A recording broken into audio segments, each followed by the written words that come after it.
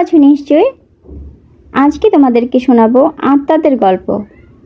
অনেকেই বিশ্বাস করে আমাদের চারপাশে সবসময় অতৃপ্ত আত্মারা ঘুরে বেড়ান। আমরা কখনো তাদের অস্তিত্ব টের পাই, আবার কখনো পাই না। জাপানে এমনই 5 অতৃপ্ত আত্মার দৈনন্দিন কর্মকাণ্ডের কথা শোনা যায়, যা সত্যিই ভয়ঙ্কর। এই 5 অতৃপ্ত আত্মার কথাই এখন তোমাদেরকে বলবো। একটি হচ্ছে ওকিকু পুতুল। ছোট্ট মেয়েটির নাম ওকিকু। ঘটনাটা অনেক বছর আগের। মেয়েটির একটি সুন্দর পুতুল ছিল, যার পরনে ছিল ঐতিহ্যবাহী পোশাক আর মাথায় ছিল ছোট চুল। ওকিকুর সার্বক্ষণিক সঙ্গী ছিল এই পুতুলটি। একদিন ঠান্ডাজনিত অসুখে পড়ে মারা যায় মেয়েটি। কিছুদিন পর ঘটল আশ্চর্যজনক ঘটনা। পুতুলটির চুল আগের চেয়ে লম্বা হয়ে গিয়েছে। সেটা কি করে সম্ভব? সবাই ধরে নিল ওকিকুর আত্মা ঢুকে গিয়েছে এই পুতুলটির মাঝে। এরপর থেকেই পুতুলটিকে রেখে দেওয়া হয় খাঁচায়। কেউ আর ওটাকে বাহির করতে সাহসই পায় না, কারণ যদি কোনো ক্ষতি হয়ে যায়। যত যাই হোক, আপনি পুতুলের মাথায় চুল গজায় কি করে? এটা কি করে সম্ভব? আচ্ছা, আরেকটি আত্মার নাম হচ্ছে কুচিসাকো অন্না। অপঘাতে মারা গিয়েছিল কুচিসাকো। জীবিত অবস্থায় তার মুখে গভীর এক কাটা দাগ ছিল, যা নিয়ে তার ভেতর গভীর দুঃখ ছিল।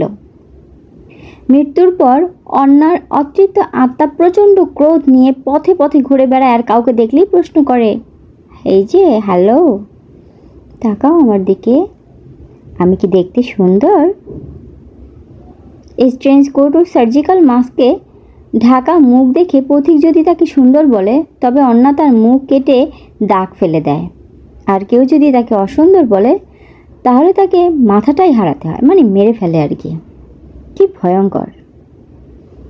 হিতবাসীরা, জাপানে প্রচলিত প্রাচীন কিছু ধারণার একটি হলো বিভিন্ন স্থাপনায় মানুষ ব্যবহার করলে স্রষ্টা খুশি হন এবং স্থাপনা দীর্ঘস্থায়ী হয়। এভাবে বিভিন্ন স্থাপনায় কত শত নারী, পুরুষ ও বাচ্চাকে বলি দেওয়া হয়েছে, ইয়ত্তা নেই।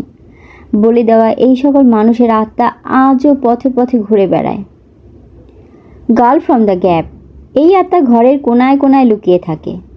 ঘরের লোকজন কারো যদি চোখাচোখি হয়, তাকে সম্মোহন করে ফেলে, লুকোচুরি খেলার আমন্ত্রণ জানায়। এতে সায় দিলেই বিপদ, অজানা এক স্থানে নিয়ে যাবে, যেখান থেকে আর ফিরে আসা যায় না। এই ভূতটির নামটা খুবই ইন্টারেস্টিং, টিকটিক। এটা সুন্দরী এক নারীর অতৃপ্ত আত্মা। অনেক আগে ট্রেনে কাটা পড়ে মাঝ বরাবর কাটা পড়ে যায়। এরপর থেকে নিচের অংশ খুঁজে না পেয়ে 2 হাতে ভর দিয়ে হাঁটে এই আত্মাটি। হাঁটার সময় টিকটিক টিকটিক আওয়াজ হয়। গভীর রাতে প্রতিমধ্যে কাউকে পেলে একই হাল করে দেয় সে। রাতের টিকটিক আওয়াজ শুনলে সাবধান। এই হচ্ছে ভয়ঙ্কর 5টি অতৃপ্ত আত্মা, যেটা জাপানে অবস্থান করে, আমাদের দেশে না। কিন্তু তোমরা কিন্তু ভয় পেও না, হ্যাঁ? যাই হোক, আজকের গল্প এই পর্যন্তই। একটু ছোট হয়ে গেল গল্পটা, তাই না? আচ্ছা, তোমরা বলো না কেন আমার গল্প তোমাদের কেমন লাগে। ভালো থেকো বন্ধুরা, টাটা, টেক কেয়ার।